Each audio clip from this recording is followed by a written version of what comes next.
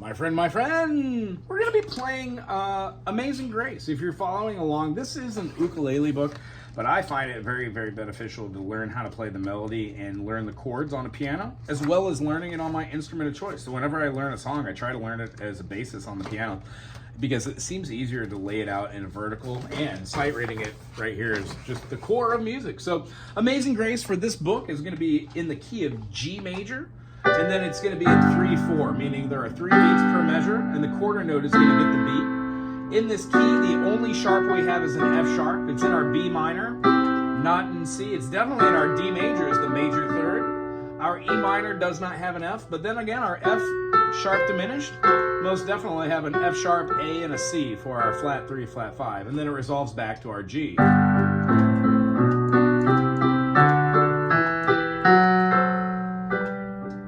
For Amazing Grace, let's take it really slow and let's look at our melody. D, G, B,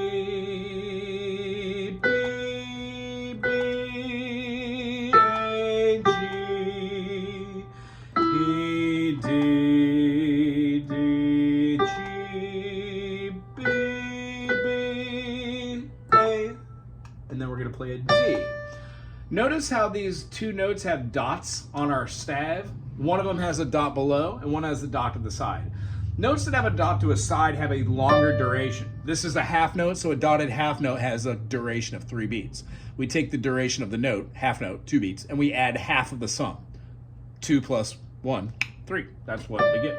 When we have a note below or above the stave, that is supposed to be a staccato note, which means very short detached. After our D, D, rest, B, D, B, B, A, G, E, D, D, G, B, B, A, G, rest. Since this is in 3/4, let's just hear what the chords sound like. Amazing grace, how sweet the sound that saved a wretch like me. I once was lost, but now I'm found. 'Twas mine, but now I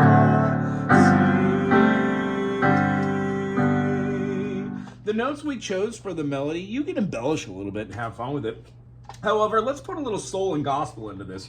By no means am I a perfect soul piano player, but what I do understand is if you're doing a little bit of soul, sometimes it's fun to mix other chords in the key in there and then use secondary dominants. So, not to be over the top, but when we go to our D major chord, our G7 is going to sound great going into that, maybe after a sus. Before we go to any D major, and A7 sounds really good going to a D. So maybe we can do something like F sharp diminished, flat 3 into 3,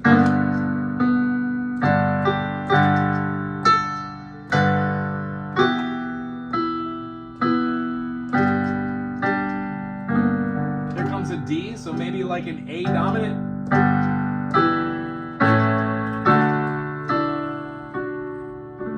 Back to our C, so maybe a B diminished. Nah, how about a G7? Yeah, that feels pretty good. So, Amazing grace, how sweet the sound that saved a wretch